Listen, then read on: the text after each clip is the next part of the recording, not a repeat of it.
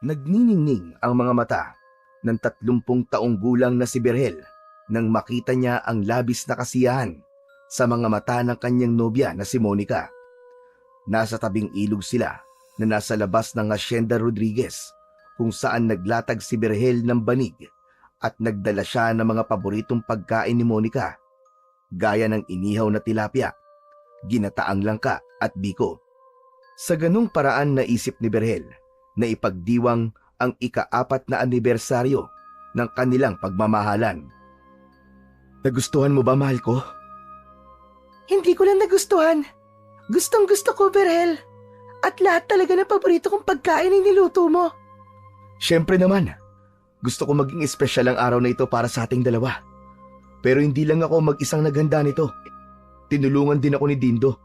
Hayaan mo, kapag yumaman na tayo, hindi na tayo sa tabing ilog magsi-celebrate ng ating anniversary. Sa beach o kaya sa mamahaling hotel tayo pupunta. Berhel, hindi ko naman kailangan ng magarbong selebrasyon. Basta, kasama kita. Sapat na yun sa akin. Pero gusto kong ibigay ang maginhawang buhay sa'yo, Monica. Ganong buhay ang nararapat sa'yo. Kaya nagsusumikap ako sa buhay. Ngumiti si Monica at masuyong hinaplos ang muka ni Berhel. Napakapalad ko talaga. At ikaw naging nobyo ko, Berhel. Maraming salamat. Kasi araw-araw mong pinaparamdam sa akin kung gaano ako kaspesyal at kung gaano mo ako kamahal. Isang matamis na ngiti ang isinagot ni Berhel sa sinabing yun ni Monica. Umupo na sila sa banig at nagsimula na silang kumain. Habang kumakain ay hindi maiwasang pagmasdan ni Berhel ang kanyang nobya. Monica, mahal ko, ilang anak ba ang gusto mo? Ha? Anak kagad? Pambihira. Hindi pa nga tayo kasali. Doon din naman papunta yun di ba? Ilan nga? Sabihin mo na sa akin. Siguro mga 3 lang. Ang gusto ko, 2 lalaki, tapos 1 babae. Yan. Gusto ko rin ng ganun. Saka, sana magkaroon din tayo ng sariling bahay. Ayoko na habang buhay tayo nandito sa asyenda. Tama ka dyan, Berhel. Iba rin kapag may sariling bahay. Para naman, hindi dinumiro ang galaw natin. Hayaan mo. Darating din tayo sa bagay na yan, Monica. Gusto ko, kapag nakaipon na tayo, aalis na tayo rito at magtutungo tayo sa syudad. Matapos magsalita ni Berhel, ay napansin niya ang biglaang pananahimik ni Monica. Naramdaman niya agad na may gumugulo sa isipan ng kanyang nobya. Oh, sandali lang. Bakit bigla kayatang tumahimik, mahal ko? May problema ba? Naisip ko lang kasi yung natagpo ang patay kaninang umaga. Nakakaawa si Mang Mulong. Ang dami niyang anak na naulila. Berhel, sana talaga makaalis na tayo dito. Halos sunod-sunod na kasi ang patayan dito at mga taong nawawala. Huwag ka mag-alala, mahal ko. Kapag nakaipon na tayo, aalis kagad tayo dito. Konting tiis na lang. Pero paano? Kung hindi kagad tayo makaalis dito, Berhel. Natatakot ako na baka mamaya may mangyaring masama sa atin. Naiintindihan ko ang takot mo, mahal ko. Pero tandaan mo, magkasama tayo. Hanggat magkasama tayo, walang masamang mangyayari sa atin. Lalong-lalo na sa'yo, Monica. Poprotektahan kita hanggat sa abot ng aking makakaya. Isang matipid na ngiti ang isinagot ni Monica kay Berhel, ngunit bakas pa rin sa maganda nitong muka ang takot. Sige na. Tama na ang ganyang usapan. Saka na lang natin pag-usapan ng ganyang bagay. Gusto ko masaya lang tayo ngayon. Anniversary natin, di ba? Pasensya na, mahal ko. Hindi ko lang maiwasang isipin yun. Nag-aalala kasi ako para sa ating dalawa. Matapos yon, ay pinagtuunan na nila ng pansin ang kanilang pagkain. Binago ni Berhel ang kanilang pinag-uusapan. Naging topic nila ang mga nakakatawang experience nila ni Monica at ang mga plano nila sa hinaharap. Mas gumaan ang pakiramdam niya nang makita niyang tumatawa si Monica, lalo na kapag nagbibitiw siya ng mga biro. Makalipas ang ilang sandali, ay naglublob na sila sa malamig at malinis na tubig sa ilog. Nagharutan sila at patuloy na nagtawanan na para bang silang dalawa lamang ang tao sa mundo. Hindi nagtagal ay parehas na silang napagod at napagkasunduan nila na umuwi na para makapagpahinga. Sandaling lumayo si Monica upang magpalit ng tuyong damit, habang si Berhel naman ay nagligpit ng kanilang mga gamit at pinagkainan.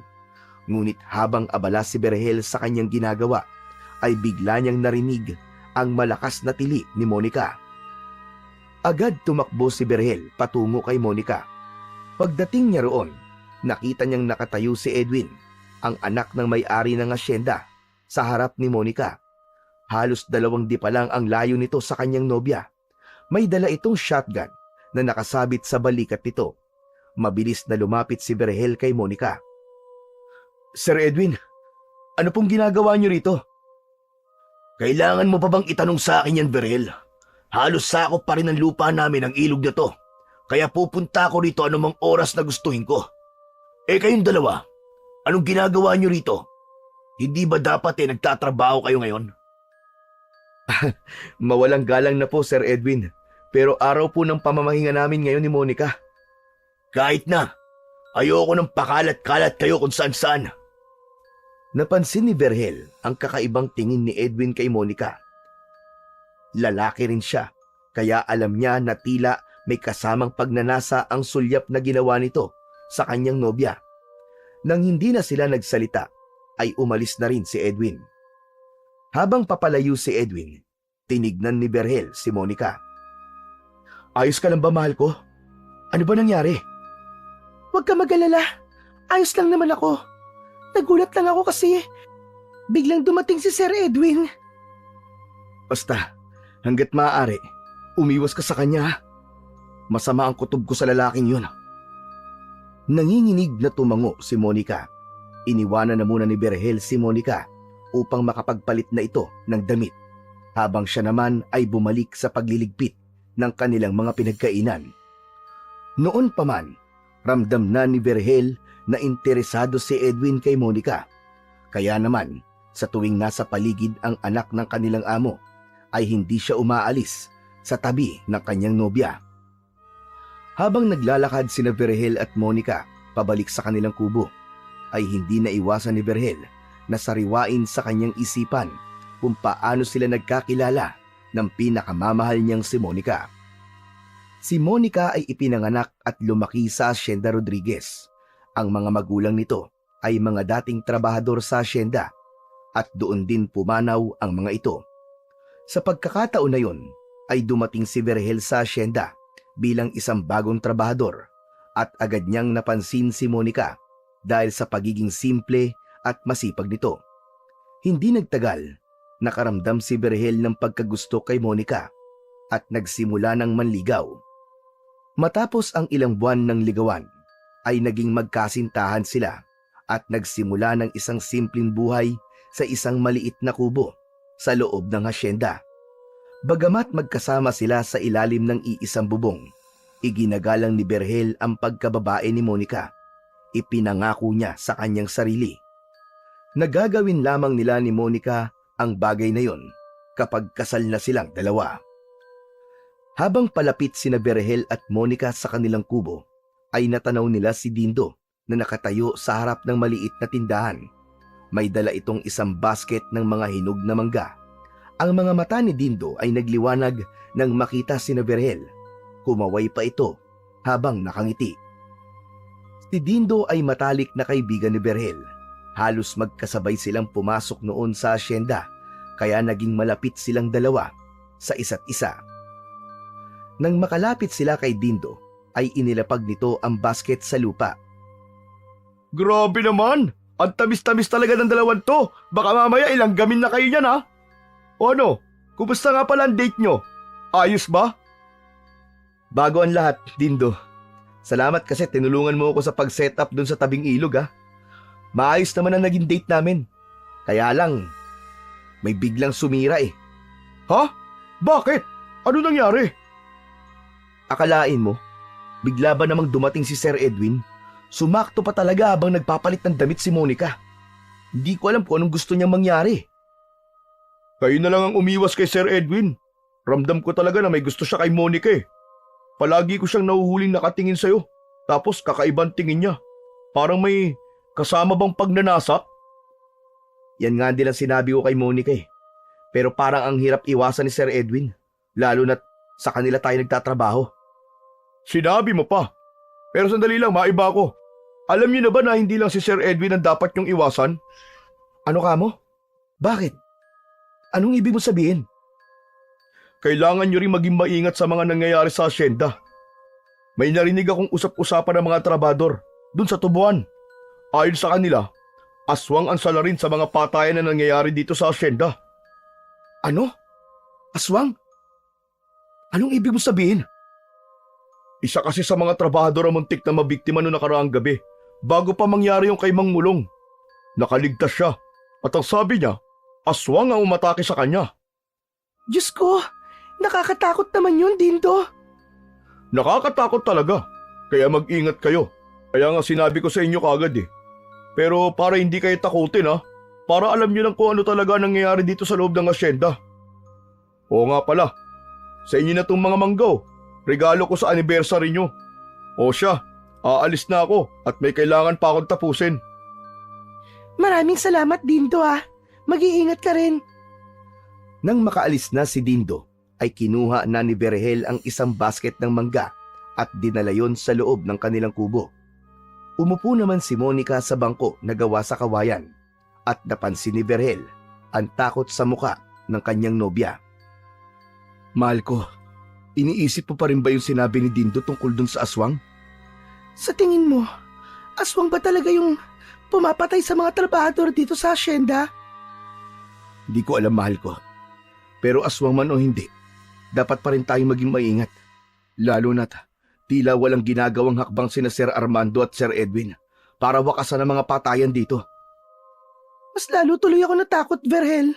Paano kung tayo naman ang sunod na magiging biktima ng aswang? Monica, alam kong natatakot ka, pero hindi ko hahayaang may masamang mangyari sa'yo. Pangako, hindi kita pababayaan. Maraming salamat, Berhel. Salamat kasi palagi mo akong pinapakalma. Magtiwala ka lang sa akin, Monica. Wala kang dahilan para mag-alala. Hanggat kasama mo ko, mananatili kang ligtas. Doon na nila tinapos ang kanilang pag-uusap. Inilagay na ni Berhel ang mga ginamit nila sa picnic sa batalan at sinimulang hugasan ang mga yon. Ang totoo ay natatakot din kasi siya sa mga patayan na nangyayari sa asyenda. Pero mas pinili niyang wag itong ipakita kay Monica dahil nais niya na siya ang pagkunan nito ng lakas ng loob at tapang sa hindi magandang nangyayari sa kanilang paligid. Isang umaga, hindi pa man ganap na sumisikat ang araw, ay gising na sina Berhel at Monica. Pinagsaluhan nila ang isang simpleng almusal, mainit na kapeng barako, sinangag, pritong itlog at daing na bangus. Matapos nilang kumain, ay naglakad na sila papunta sa kanilang trabaho. Sa kanilang paglalakad, ay napansin nila ang mga trabahador na nagtitipon sa harapan ng malawak na kwadra ng mga kabayo. Nasa harapan ng mga yon, sina Amado at Edwin na nakatayo sa isang mataas na platform. Seryoso ang mukha ng mag-ama at hindi na nagdalawang isip sina Berhel na lumapit doon upang pakinggan ang sinasabi ng dalawa. Nakarating na sa aking kaalaman na may kumakalat na bali-balita tungkol sa mga aswang sa asyenda at gusto ko itong linawin. Walang katotohanan na aswang ang pumapatay sa mga trabahador dito. Huwag niyo nang palalain ang hindi magandang nangyayari sa aking asyenda. Isa pa, patuloy pa rin ang investigasyon ng mga pulis. Kasalukuyan nilang iniimbestigahan kung sino talaga responsable sa mga patayan na nangyayari dito. May hinala ang mga otoridad na ang mga kalaban namin sa negosyo ang may kagagawa ng lahat ng ito. Ginagawa nila ito upang pabagsakin kami at mawala ang tiwala ng mga tao sa amin. At kung sino man sa inyo ang magpapatuloy na magkalat ng mga kwento tungkol sa aswang, sisiguraduhin kong mawawalan kayo ng trabaho. Ang sino man na magtatangka magasit ng takot o magpapatuloy ng mga kasinungalingan, ay hindi ko napapayagan pa. Ang asyenda na ito ay matagal nang pinagmumula ng ikabubuhay ng marami at hindi ko papayagan na sirain ng walang basehan ng mga kwento. Tahimik lang ang lahat ng trabador. Ang ilan sa mga ito ay nagpalitan ng mga tingin na may halong takot at pag-aalinlangan. Sige na! Makakaalis na kayo! Bumalik na kayo sa inyong mga trabaho! Nang mag-alisan na ang mga trabahador, ay nagsimula na ring maglakad sina Vergel at Monica patungo sa manukan kung saan sila nagtatrabaho. Imbis na makampante sa sinabi ni na Amado at Edwin, ay mas lalo lang nagkaroon ng alalahanin si Vergel. Habang naglalakad, ay biglang lumapit si Dindo sa kanila. Naniniwala ba kayo sa sinabi ni Amado at Edwin na hindi aswang ang may kagagawa ng mga patayan dito? Dindo, tumahimik ka. Baka mamaya may makarinig sa'yo at isumbong tayo sa mga amo natin. Nakalimutan mo na ba kung anong sabi ni Amado? Kung sino man ang mauhuling pinag-uusapan yung aswang, ay mawawala ng trabaho. Oo nga naman, Dindo. Hindi namin kayang mawala ng trabaho ngayon. Tayo-tayo lang naman na nandito eh. Walang makakarinig sa atin. Saka sina Amado at Edwin lang naman ang nagsabi na hindi aswang ang may kagagawan sa patayan. Lahat ng mga trabahador naniniwala na aswang ang totoong salarin. Dindo, ano ba? Tama na. Baka magkaproblema pa tayo. Huwag na natin pag-usapan pa mga bagay na yan. Pero kahit anong saway ni Vergel sa kanyang kaibigan, ay hindi pa rin huminto ang bibig nito. Tsaka alam mo, hindi rin ako naniniwala nag-iimbestiga ang mga pulis. Pakiramdam ko, pati nga mga yun binabayaran ni na Amado para hindi na sila mag-imbestiga. Kailan ba kayo nakakita ng mga pulis dito, maliban sa tuwing may natatagpo ang patay? Dindo, pakiusap, tama na. Ayaw na namin pag-usapan ni Vergel ang tungkol sa bagay na yan. Ayaw namin mawala ng trabaho. Sa sinabing yun ni Monica, ay hindi na nagsalita pa si Dindo. Maya-maya pa, ay nagpaalam na ito upang magtungo sa manggahan kung saan ito nakapwesto. Habang naglalakad, ay laman ng isip ni Vergel ang mga sinabi ni Dindo. Aminado siya na malaki ang posibilidad na totoo ang sinabi ng kanyang kaibigan. May pakiramdam siya na may mga bagay na itinatago at pinoprotektahan sina Amado at Edwin, kaya wala silang ibang pwedeng gawin kundi ang maging maingat, lalo na sa tuwing kumakagat ang dilim. Nang makarating sina Vergel at Monica sa manukan, ay nagsimula na agad sila sa pagtatrabaho. Habang abala si Vergel sa paglilinis sa kulungan ng mga manok, hindi niya maiwasang isipin muli ang tungkol sa mga nangyayari sa asyenda. Kung may sapat na pera lang sana sila ni Monica, hindi na sila kailangan magtiis sa takot at hirap na dulot ng kanilang sitwasyon sa lugar na yon. Maya-maya pa, napansin ni Vergel si Monica na abala sa pagkuha ng mga itlog. Nasa tabi nito si Edwin at kinakausap ang kanyang nobya. Hindi niya sana yon pagtutuunan ng pansin, ngunit napansin niyang tila hindi komportable si Monica. Hindi na nag-atubiling lumapit ni Vergel kina Monica at Edwin. May problema ba, Monica? Hindi nakasagot si Monica, ngunit nang tumingin ito sa kanya, ay napansin niya na tila humihingi ito ng saklolo sa kanya. Mahinang tumawa si Edwin at hinarap nito si Vergel. Nakakainsulto naman yung tanong mo, Vergel. Porket kinakausap ko lang si Monica, may problema ka agad? Mawalang galang na, Sir Edwin. Napansin ko kasi na parang hindi komportable si Monica eh. Monica, ikaw ang tatanungin ko. Hindi ka nga ba komportable sa pinag-uusapan natin? Hindi sumagot si Monica. Yumuko ito at itinuon ang atensyon sa pagkuha ng mga itlog. Sumagot ka, Monica.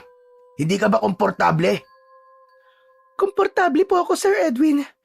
Vergel, wala ka naman dapat ikabahala. Tungkol lang sa ginagawa ko rito sa manukan ng tinatanong niya sa akin. O ano? Narinig mo, Vergel? Grabe ka kasi kung makabakod sa syota mo eh. Akala mo naman aagawin ko siya sa'yo. Matapos yung sabihin ni Edwin, ay naglakad na ito palayo. Matiim na tinitigan ni Berhel ang papalayong lalaki. Nang tuluyang makalayo si Edwin, ay hinarap ni Berhel si Monica na sa sandaling yun ay alam niya na nababahala pa rin. Mahal ko, ano ba talagang pinag-uusapan niyo ni Sir Edwin? Wala na siya. Pwede mo bang sabihin sa akin ang totoo? Wala, Berhel. Wala naman siyang sinabing masama. Magtrabaho na lang ulit tayo. Hindi ako babalik sa pagtatrabaho ko hanggat hindi ka sa akin nagsasabi ng totoo. Sabihin mo na, anong sinabi sa'yo ng Edwin na yun? Sandaling tumahimik si Monica. Umangat ang mukha nito at may takot sa mga mata na tumingin kay Berhel. Sinabi sa akin ni Sir Edwin na mas masarap daw ang itlog na meron siya kaysa sa mga itlog na kinukuha ko. Tignan mo na. Hayop talaga. Napakabastos ng Edwin na yun. Ano pang sinabi ni Edwin sa'yo? Ano pa? Tumahimik si Monica at napansin ni Berhel na mas tumindi ang takot sa mukha nito. Muli itong umiwas ng tingin sa kanya. Dahil doon ay mas lalong tumindi ang kagustuhan niya. Laman kung ano ang mga sinabi ni Edwin sa kanyang nobya. Monica, ano pang sinabi sa'yo ni Edwin? Pakiusap. Sagutin mo ang tanong ko. Nagalok siya sa akin ng malaking halaga. Kapalit ng ano? Kapalit ng isang gabi na magkasama kami sa kwarto niya. Agad na naglagablab ang galit sa dibdib ni Berhel. Hindi niya na kayang palampasin ang pambabastos na ginawa ni Edwin kay Monica. Maglalakad na sana siya patungo sa direksyon na pinuntahan ni Edwin. Pero mabilis siyang niyakap ni Monica. Bitiwan mo ako, mahal ko! Bitiwan mo ako! Kailangan kong turuan ng leksyon ng hayop na lalaking yun! Berhel! Berhel, parang awa mo na. Huwag mo nang kausapin si Edwin. Baka mas lalo lang gumulo. Huwag mo nang palalain ang sitwasyon. Hindi ko kayang palampasin ang ginagawa niya sa'yo, Monica. Ano bang tingin niya sa'yo? Isang bagay na pwede niyang bilhin gamit ang pera niya? Kailangan ko siyang kausapin at ipaunawa sa kanya na hindi dahil tauhan lang nila tayo dito ay pwede niya tayong bastos-bastusin. Ako na nakikiusap sa'yo, Berhel. Baka kung ano pa ang gawin sa'yo ni Sir Edwin. Kilala mo siya. Alam mo kung anong kaya niyang gawin. Matamang tinignan ni Berhel si Monica. Kita niya pa rin ang takot sa mukha nito. Pero alam niya na ang takot na yon ay pwedeng mangyari sa kanya kapag kinausap niya si Edwin. Pinilit na lang niyang kumalma dahil alam niya na wala na siyang magagawa kung hindi ang sundin si Monica upang hindi na ito matakot. Pero Monica, kung hindi ko siya kakausapin, gagawin niya ulit yun sa'yo. Huwag ka mag-alala kasi hindi naman ako papayag sa gusto niya eh. Kaya huwag mo na siyang kausapin. Huwag mo na siyang patulan. Sige, papalampasin ko ang ginawa niya ngayon sa'yo. Pero kapag inulit niya pa yon, pasensya na. Pero hindi na ako mananahimik. Salamat, Berhel. Salamat.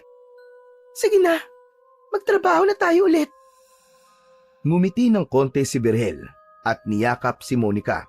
Ngunit ang galit niya kay Edwin ay nananatili sa loob niya.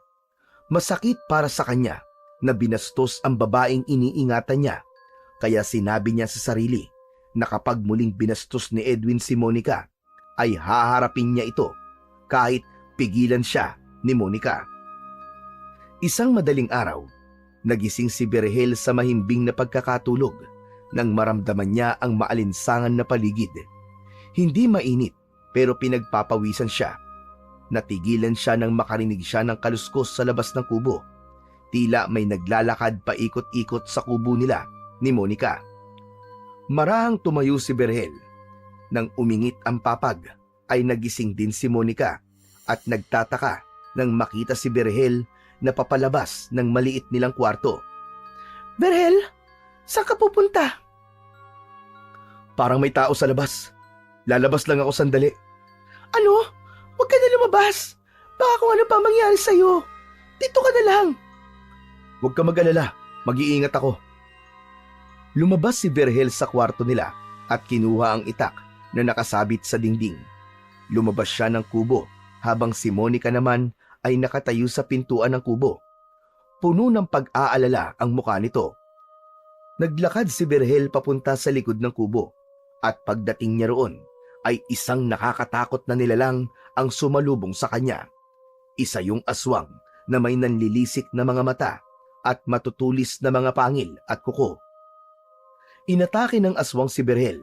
Sinunggaban siya nito at kinagat siya sa leeg. Malakas na napasigaw si Berhel dahil sa labis na sakit. Sinubukan niyang saksakin ng aswang gamit ang itak, ngunit pinigilan siya nito. Hinawakan ng aswang ang kamay niya at bumaon doon ang matutulis nitong kuko. Nabitiwan ni Berhel ang itak at halos panawa na siya ng ulirat dahil sa labis na sakit na lumukob sa kanya.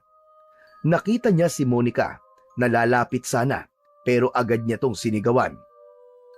"Tumakas ka na, Monica! Tumakas ka na! Humingi ka ng saklolo! Bilisan mo!" Akmang sasakmalin ng aswang sa leeg si Berhel, ngunit sa huling sandali, narinig nila ang malakas na sigaw ng mga trabahador na tumatakbo papunta sa kanila. May dalang mga sulo na apoy ang mga yon. Sa pagkakataon na yon, ay pinakawalan na ng aswang si Berhel at mabilis itong tumakbo, palayo, hanggang sa tuluyan na yung nilamon ng kadiliman. Mabilis siyang nilapitan ni Monica. Sunod na lumapit sa kanya ang mga trabahador at tinulungan ng mga ito si Berhel na makabangon. Kasama si Dindo sa mga trabahador na naroon. Dindo, kailangan natin siya madala kagad sa ospital. "Oo, sige Monica. Kukuha lang ako ng sasakyan. Sandali lang." Sa lalim ng sugat ni Berhel sa balikat ay ramdam niya ang malakas na pagbulwak ng dugo roon. Sa kabila ng nangyari, nagpasalamat pa rin siya na hindi nagtagumpay ang aswang na patayin siya. Labis ang pasasalamat niya kay Dindo at sa iba pang trabahador dahil kung hindi dumating ang mga ito, malamang ay isa na siyang malamig na bangkay ng oras na yon. Pagdating sa ospital, ay agad na inasikaso si Berhel ng mga doktor at nurse. Matapos matahi ang malalim niyang sugat, ay pansamantala siyang dinala sa hospital ward upang doon makapagpahinga ng maayos. Nasa tabi ng higaan niya si Monica na namumugto ang mga mata at labis ang pag-aalala para sa kanya. Kumusta ka na, mahal ko? Masakit pa ba mga sugat mo? Medyo makirot pa, mahal ko. Pero okay lang. Kaya ko naman. Mabuti na lang talaga at dumating si Dindo. Oo nga pala. Nasaan si Dindo? Gusto ko magpasalamat sa kanya at sa mga trabahador na tumulong sa atin. Bumalik na si Dindo sa asyenda. Maaga pa ang trabaho nila mamayang umaga. Kaya pagkatid nila sa atin dito, umalis na rin sila kagad.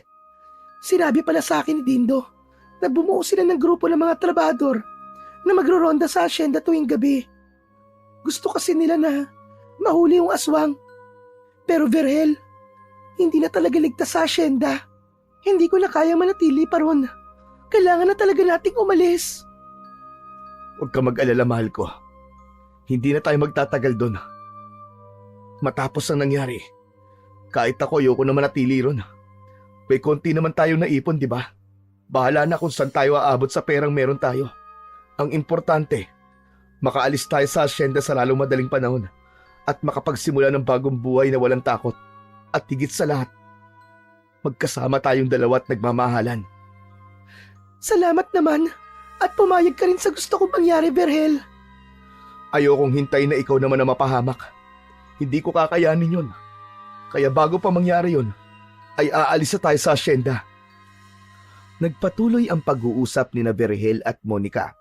Pinagplanuhan na nila ang gagawin nila sa oras na makaalis sila sa asyenda. Aminado si Berhel na wala pa silang sapat na pera para magsimula ng panibagong buhay sa ibang lugar. Ngunit natatakot siya na manirahan sa asyenda. Kung siya lang, kaya niyang manatili roon, pero natatakot siya na baka sa susunod na pag-atake ng aswang ay si Monica na ang saktan nito. Kinaumagahan, sinabihan si Berhel na maaari na siyang makalabas. Niresetahan na lang siya nito ng mga gamot na dapat niyang bilhin at tinuruan si Monica kung paano lilinisin ang mga sugat ni Berhel. Sandaling iniwanan ni Monica si Berhel sa ward dahil kailangan itong bayaran ang bill nila. Makalipas ang ilang sandali ay bumalik na ito at sinabi nito kay Berhel na makakauwi na sila. Paglabas nila ng ospital, nagulat sila nang makita si Edwin na nakatayo sa labas. Ngumiti ito ng malaki nang makita sila at naglakad ito papalapit kina Berhel at Monica. Sir Edwin, ano pong ginagawa niyo rito? Nakarating sa akin ang balita na inatake raw kayo ng aswang no madaling araw. Ikinalulungkot ko nangyari sa inyo, lalo na sa iyo, Berhel. Akala ko ba hindi ka naniniwala sa aswang? Sa nangyari sa iyo, Berhel, parang unti-unti ko nang nauunawaan na may mga bagay dito sa mundo na mahirap paniwalaan pero totoo. Siguro nga, may katotohanan ng mga sinasabi ng tao sa asyenda na aswang ang pumapatay sa mga trabador. At sana, aksyonan nyo ng problemang yun sa asyenda.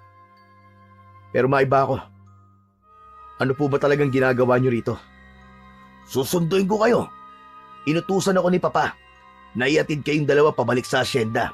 Kahit man lang sa ganitong paraan, ay makatulong ako sa inyo. Hindi na kailangan, Sir Edwin. Kaya na naming umuwi ng kami lang. Maraming salamat na lang po. Wala naman sigurong masama kung tatanggapin yung tulong ko. Ako na mag-aatid sa inyo. Sige na. Huwag na kayong tumanggi. Tinignan ni Berhel si Monica at nakita niya ang alinlangan sa mukha nito. Ngunit naisip ni Berhel na mas magiging komportable sila kung sasabay sila kay Edwin pabalik sa asyenda. Sige, Sir Edwin. Payag na po kami. Ayos! Tara na, para makauwi na agad kayo sa bahay niyo sa asyenda. Nagpatiuna si Edwin habang nakasunod dito sina Berhel at Monica.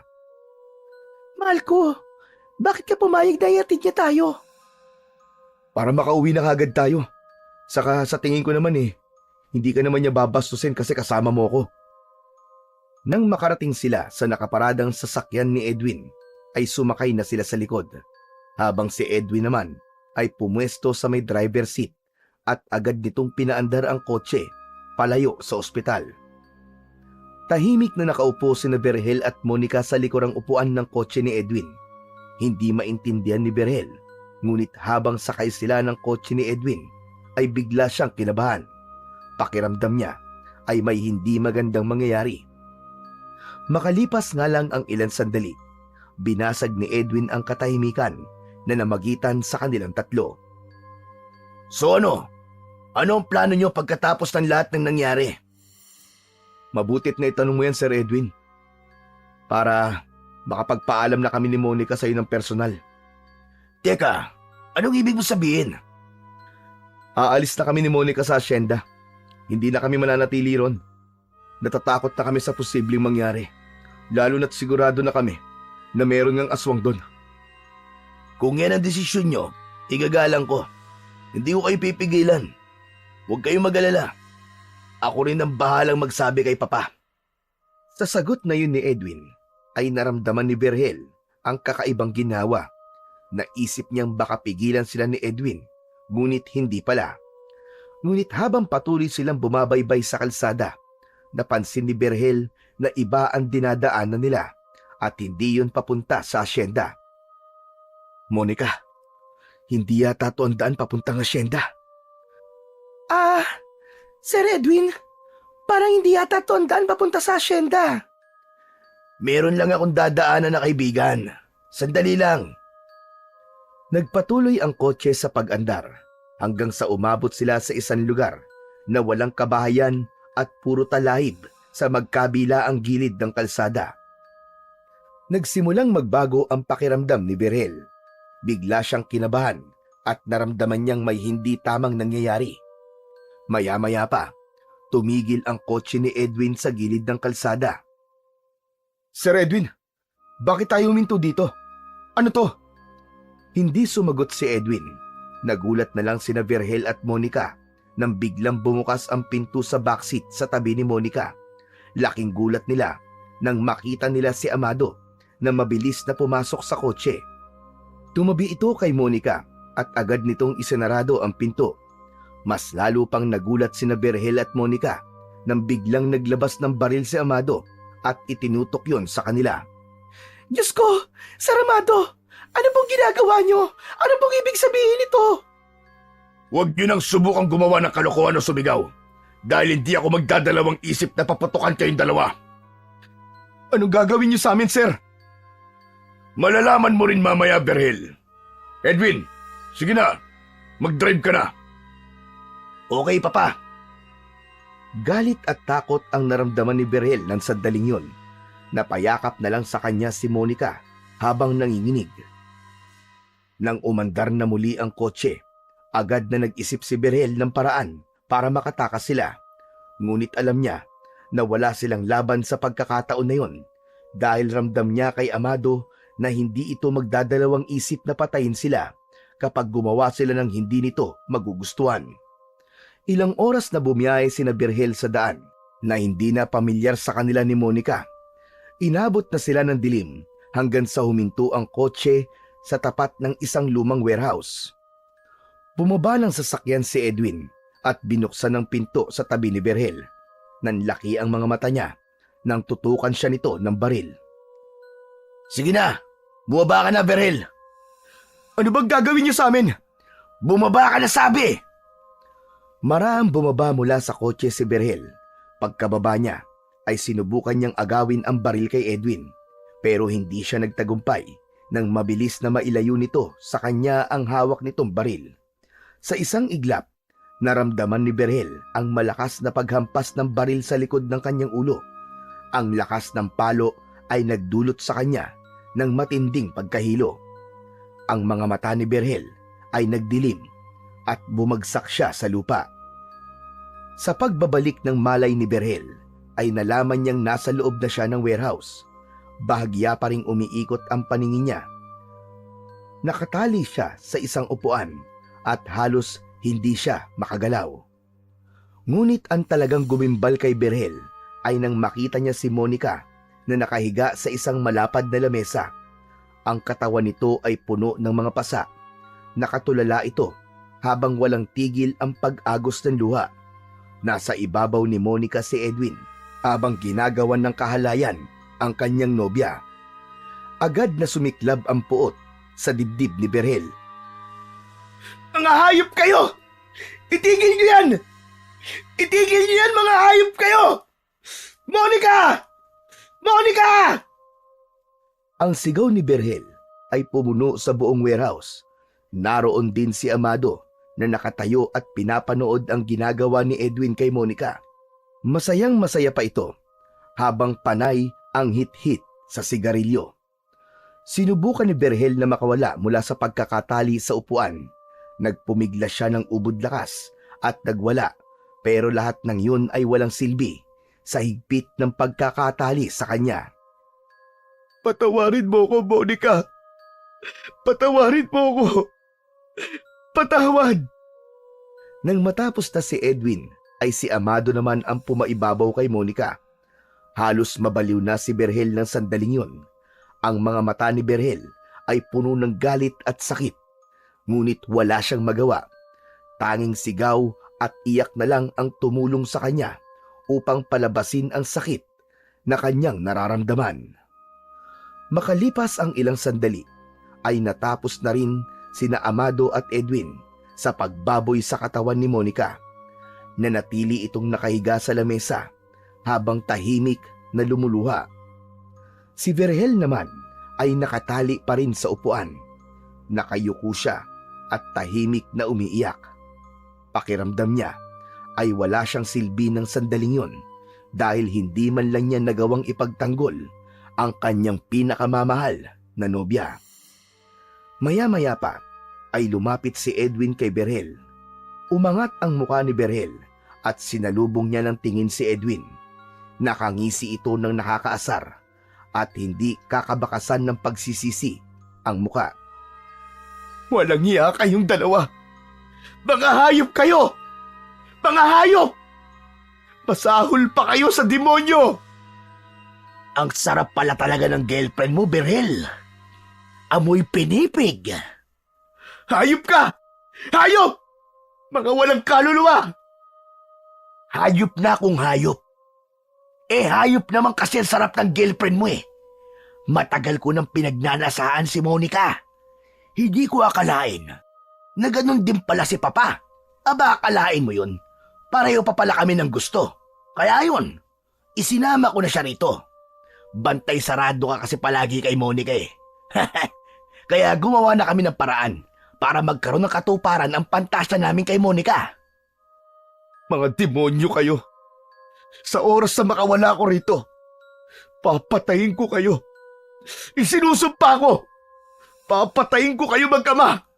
Mga demonyo kayo! Mga demonyo! Ngunit sa halip na takot, tawa lang ang isinagot ni Edwin. Naglakad si Amado patungo kay Monica. Hinawakan nito ang katawan ng dalaga. Si Monica, Amado! Lumayan mo na siya! Hindi pa ba kayo masaya sa ginawa niyo sa kanya? Mga hayop kayo! Lumayan mo na si Monica! Sayang, ang ganda pa naman ng katawan ng girlfriend mo, Berhel. Pero lupa at mga uod lamang ang makikinabang sa kanya. Bago pa man makapagsalita si Berhel, ay inilabas na ni Amado ang baril nito at walang kaabog-abog na pinaputukan nito si Monica sa dibdib. Pakiramdam ni Berhel ay huminto ang mundo niya ng sandaling yun nang makita niya ang pagpikit ng mga mata ni Monica. Labis siyang nagimbal sa bilis ng mga pangyayari. Halos mabaliw na siya nang isigaw niya ang pangalan ng kanyang nobya. Ngunit ang pagsigaw ni Berhel ay agad na naputol nang siya naman ang tinutukan ni Edwin ng baril. Nang paputokin nito ang baril, ay naramdaman niya ang pagbaon ng bala sa kanyang dibdib. Agad na nagdilim ang paningin niya at matapos yun ay wala na siyang naalala sa mga sumunod na nangyari. Hindi akalain ni Berhel na mabubuhay pa siya matapos siyang barilin sa dibdib ni Edwin. Marahan niyang ibinukas ang kanyang mga mata at doon niya nalaman na hila siya ni Amado sa kanyang mga paa. Habang si Monica naman ay si Edwin ang humihila. Nasa isang kagubatan sila na wala siyang ideya kung saan. Hindi siya gumalaw dahil alam niya na kapag nalaman ni na Edwin na buhay pa siya, ay tutuluyan siya ng mga ito. Makalipas lamang ang ilang sandali, ay huminto na sila. Papa, sigurado ka ba na walang makakakita sa katawan ng dalawang to dito sa hukay? Sigurado ko, Edwin. Ang hukay na yan ay puno ng mga makakamandag na ahas. Kaya walang magpupunta rito. Maglalaho na lang na parang bula sina Berhel at Monica. Wala silang pamilya, kaya wala nang maghahanap sa kanila. Nanatiling hindi gumagalaw si Berhel. Pinag-isipan niya ang mga susunod niyang gagawin upang hindi magtagumpay ang dalawa sa plano ng mga ito. Umalis si Amado sa tabi ni Edwin. Lumapit ito sa katawan ni Monica at hinawakan yun sa dalawang kamay, habang si Edwin naman ay sa mga paa. Binuhat ng dalawa si Monica at inihulog sa hukay na nasa kanilang harapan.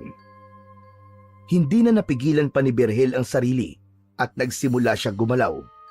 Pilit siyang gumapang patungo sa hukay upang tingnan ang nangyari sa kanyang nobya. Ba, tingnan mo nga naman at buhay ka pa palang hayop ka. Talagang matibay ka, ah. Pusa ka ba? At siya man buhay mo? Napahinto sa paggapang si Berhel nang tapakan ni Edwin ang ulo niya. Ipinagdiinan pa nito ang ilalim ng sapatos nito at halos mapahalik na siya sa lupa. Gagawin ko ang lahat para mabuhay. Babalik ako at sisiguraduhin ko makapaghihiganti ako sa inyo. Sa impyerno na lang tayo magkita, Berhel. Doon mo na lang gawin yung paghihiganti na sinasabi mo. Tinulungan ni Amado si Edwin na buhatin si Berhel. Walang kahirap-hirap na naiangat ng dalawa ang katawan niya mula sa lupa. Sa paglingon niya sa hukay ay nakita niya na may kalaliman yun. Dahil sa nangihina pa rin ay hindi na nagawang manlaban pa ni Berhel. Maya-maya pa ay tuluyan na siyang itinapon ni na Edwin sa hukay. Pakiramdam ni Berhel ng mga sandaling yun ay bumagal ang pag-andar ng oras. At habang nahuhulog siya sa hukay, ay nakita niya ang mukha ni na Edwin at Amado na nakasilip sa hukay habang may malademonyong ngiti sa labi ng dalawa. Hanggang sa naramdaman niya ang lakas ng pagbagsak ng katawan niya sa malamig na lupa. Narinig pa niya ang malakas na pagtawa ni na Edwin bago umalis ang mga yon. Gumapang ang kirot sa buong katawan ni Berhel. Luminga siya sa paligid upang hanapin ang katawan ni Monica, ngunit sa hindi maipaliwanag na pangyayari ay hindi niya yon nakita. Maya-maya pa, narinig niya ang pagtunog ng mga ahas sa paligid niya. Wala siyang masyadong makita dahil sa dilim, ngunit ramdam niya ang paggapang ng napakaraming ahas sa kanyang katawan. Ang malamig na katawan ng mga ahas ay gumapang sa kanyang balat. Nang masanay sa dilim ang mga mata ni Berhel, ay doon niya nakita ang isang malaking kobra na mabilis na gumapang papunta sa kanya. Nag-alisan ang maliliit na ahas sa pagdating ng malaking kobra na yon. Pinaluputan siya nun at tumapat ang muka ng ahas sa muka niya. Labis siyang kinilabutan nang makita na tila umiilaw ang mga mata ng kobra. Kulay pula ang mata nun na parang maliliit na bolang apoy. Mabilis siyang tinuklaw ng malaking kobra sa leeg. Naramdaman ni Berhel ang mabilis na pagdaloy ng kamandag nito sa kanyang ugat. Nang magsimula siyang magpumiglas, ay mas lalong humigpit ang pagkakapulupot ng ahas sa kanyang katawan. Pakiramdam niya ay unti-unting nadudurog ang kanyang mga buto. Ang katawan ni Berhel ay tuluyang nawalan ng lakas, hanggang sa tuluyan na siyang nilamon ng kadiliman. Kinaumagahan, biglang nagising si Berhel nang may malamig na hanging dumaan sa kanyang muka. Napasinghap siya at isang malalim na paghigop sa hangin ang kanyang ginawa. Napagtanto niya na nasa ilalim pa rin siya ng hukay. Bumangon siya at tumupo. Makalipas ang ilang minuto, ay marahan siyang tumayo. Ang unang pumasok sa isip niya ay si Monica. Hinanap niya ang katawan ng kanyang nobya, ngunit sa hindi maipaliwanag na dahilan, hindi niya nakita ang bangkay ni Monica sa loob ng hukay. Hanggang sa naramdaman niya ang kakaibang lakas na meron siya ng sandaling yon. Itinaas niya ang kanyang damit at nagulat siya dahil wala na ang sugat niya sa dibdib mula sa tama ng baril. Kinapa niya ang tuklaw ng kobra sa leeg niya at maging yun ay wala na rin. Pakiramdam niya tuloy ay isang masamang panaginip lang ang lahat ng nangyari. Hindi na muna yon inintindi ni Berhel at nagpatuloy siya sa paghahanap sa katawan ni Monica hanggang sa nakita niyang lumabas ang malaking kobra sa isang butas sa isang sulok ng hukay. Papunta yun sa direksyon niya. Titig na titig si Berhel sa kobra dahil hindi niya akalain na sobrang laki pala nun. Sigurado siya na yun din ang kobra na tumuklaw sa leeg niya nung mapunta siya sa hukay na yon. Tila nakatitig ang kobra kay Berhel at hindi niya maintindihan kung bakit tila may malalim na silang koneksyon ng ahas na yon. Hindi natakot si Berhel sa kobra. Sa halip, naramdaman niya na tila kinakausap siya nito gamit ang kanyang isip. Kaya imbis na lumayo sa kobra, ay lumapit pa siya rito. Matiim niyang tinignan ang kobra hanggang sa malinaw niyang naririnig sa kanyang isip ang nais nitong sabihin sa kanya. Nais mo kong tulungan na magigante, hindi ba? Nakuha ni Berhel ang kasagutan sa pagtitig ng kobra sa kanya. Hindi nagtagal, muling gumapang ang kobra sa lupa. Iniunat nito ang katawan nito at namangha siya nang biglang tumigas ang katawan ng kobra at nagbago yon ng anyo. Naging isang tungkod ang malaking kobra na may matutulis na dulo at ang kabilang dulo ng tungkod ay naging kahugis ng ulo ng isang kobra. Walang pagdadalawang isip na kinuha ni Berhel ang tungkod. Tumingala siya sa itaas ng hukay at nagdesisyon siyang lumabas na roon. Maingat at marahan niyang inakyat ang hukay. Nang tuluyan siyang nakalabas mula sa hukay, ay tumama sa mukha niya ang liwanag ng araw. Bumalik sa alaala niya ang lahat ng nangyari. Mula sa pangahalay ni na Edwin at Amado kay Monica, hanggang sa ang paghulog ng mga yon sa kanila sa hukay. Hindi maipaliwanag ni Berhel ang puot na nasa puso niya ng sandaling yun. Mga hayop kayo! Babalikan ko kayong dalawa! Papatayin ko kayo! Sisiguraduhin kong pagsisisihan nyo hanggang impyerno ang ginawa nyo kay Monica! Nagsimulang maglakad si Berhel upang hanapin ang daan palabas ng malawak na kagubatan. Ngunit dahil sa hindi siya pamilyar sa lugar na yon, ay labis siyang nahirapan na makita ang tamang daan palabas doon. Mabilis na lumipas ang mga oras, pero nanatiling nasa gubat pa rin si Berhel hanggang sa hindi niya na namalayan na gabi na pala. Doon na siya nakaramdam ng pagod na dulot ng walang tigil na paglalakad. Nakakita siya ng isang malaking puno at nagdesisyon siya na doon na muna siya magpapahinga. Humiga si Berhel sa ilalim ng malaking puno at hinayaan niya ang sarili na makapagpahinga para makabawi ng lakas. Pero hindi pa man tumatagal sa pagkakapikit si Berhel nang mabilis niyang iminulat ang kanyang mga mata. Isang kakaibang pakiramdam ang sumiksik sa buong katawan niya. Tila may mata na nagmamasid sa kanya. Hanggang sa isang anino ang nakita niyang gumalaw sa kanyang kaliwa. Mabilis siyang tumayo at doon niya nakita ang isang aswang na naglalaway na parabang isarap na putahe ang tingin sa kanya. Hindi na nag-aksaya ng oras si Berhel. Agad niyang kinuha ang tungkod na may kahugis ng kobra. Nang hawakan niya yon, ay isang kakaibang daloy ng lakas ang gumapang mula sa tungkod patungo sa kanyang buong katawan. Ang pakiramdam niya ay parang may isang hindi maipaliwanag na enerhiya na gumising sa buong pagkatao niya. Sumugod ang aswang kay Berhel. Sinalubong naman ni Berhel ang aswang at pinigilan niya ang akmang pagsakmal na mga matutulis nitong kuko gamit ang tungkod. Tumalon palayo ang aswang, ngunit agad din itong umatake. Doon na nagsimula ang pakikipaglaban ni Berhel sa aswang gamit ang kakaibang lakas at liksi na meron siya. Pakiramdam niya ay hindi na siya tao ng sandaling yon. Ang galaw niya ay maihahalin tulad sa bilis ng isang kobra. Sa kabila ng pagiging mabagsik ng aswang, hindi yun umubras sa lakas at bilis ni Berhel. Hinampas ni Berhel ang katawan ng aswang gamit ang tungkod. Tumilapon ang katawan nito at nagpagulong-gulong sa lupa. Sa isang iglap, tila naging eksperto si Berhel sa pakikipaglaban sa aswang. Habang nakahandusay ang aswang sa lupa, ay mabilis na lumapit dito si Berhel. Inibabawan niya ito at malakas siyang sumigaw bago niya ito kinagat ng mabilis sa leeg. Malakas na sumigaw ang aswang. Nangisay ang katawan ng aswang at napansin ni Berhel na ang parteng kinagat niya rito ay bumubula.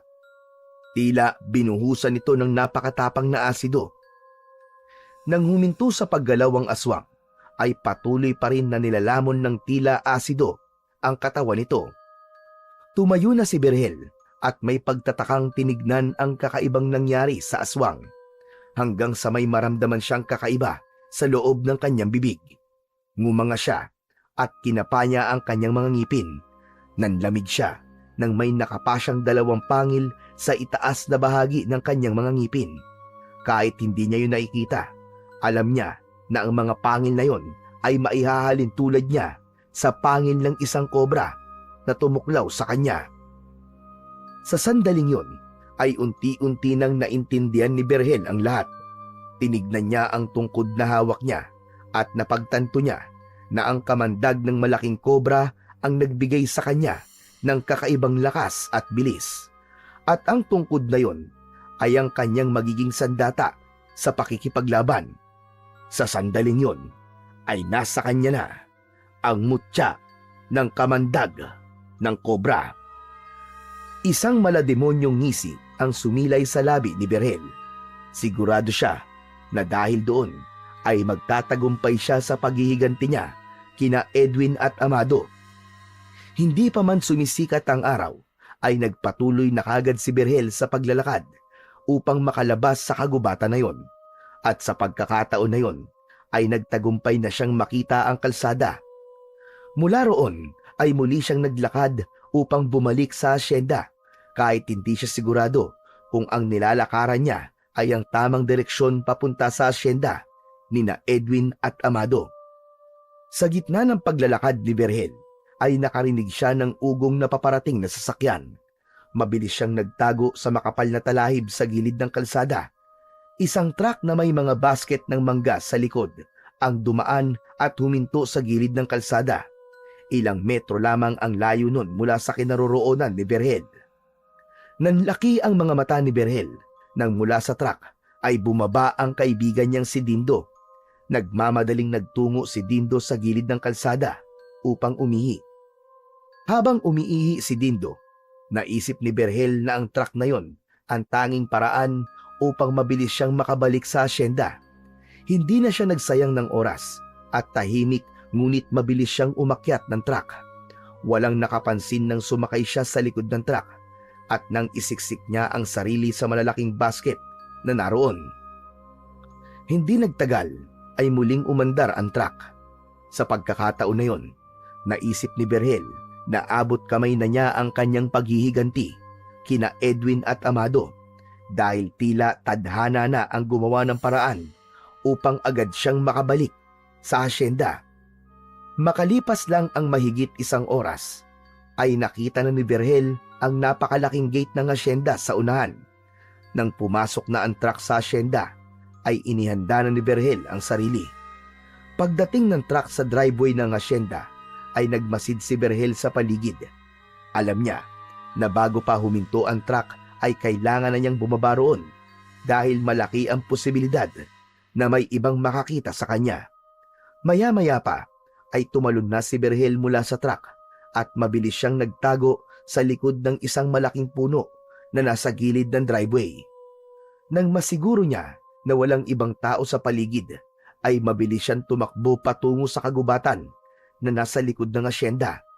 Nagdesisyon siyang doon muna siya mananatili habang naghihintay ng magandang pagkakataon sa muli niyang pagharap kina Edwin at Amado. Mabilis na lumipas ang mga oras. Muli na namang kumagat ang kadiliman. Tahimik na lumabas si Berhel sa kagubatan at tinungo niya ang kubo nila ni Monica sa dahilan na hindi niya alam. Nang marating ni Berhel ang kubo, ay agad siyang pumasok doon. Nilukob siya ng kalungkutan nang bumalik sa kanyang alaala ang masasayang tagpo nila roon ni Monica. Mula sa kulitan nila, tawanan at pagbuo ng kanilang mga pangarap, lahat ng yon ay nawala sa isang iglap dahil sa demonyong sina Edwin at Amado. Lumapit si Berhel sa maliit na aparador. Binuksan niya yon. Kinuha niya ang paboritong bestida ni Monica at lumuluha niya yung inamoy at niyakap. Pangako, mahal ko, hindi ako titigil hanggat hindi kita na ipaghihiganti. Magbabayad sina Edwin at Amado sa ginawa nila sa'yo. Habang yakap ni Berhel ang bestida ni Monica, ay natigilan siya nang makarinig siya ng yabag ng paa sa kanyang likuran. Agad siyang naging alerto. Lumingon siya at kahit paano ay nakahinga siya ng maluwag nang makita niya si Dindo na nakatayo sa pintuan ng kubo. May pagtataka sa muka na lumapit si Dindo sa kanya. Berhel, kalalabas mo lang ba sa ospital? Teka, nasa si Monica? Wala na. Wala na si Monica, Dindo. Wala na siya. Ano? Anong ibig mo sabihin? Nasaan siya? Patay na si Monica, Dindo. Pinatay siya ni na Edwin at Amado. Ano? Seryoso ka ba sa sinasabi mo, Berhel? Paano pinatay? Nung lumabas ako sa ospital, sinundo kami ni Edwin mula sa ospital tapos dinala niya kami sa isang lumang warehouse. At doon, pinagsamantalaan ni na Edwin at Amado si Monica. Pagkatapos, sa kanila to pinatay. Mga hayop sila. Wala akong nagawa dito. Nakatali ako. Demonyo mag-amang yun.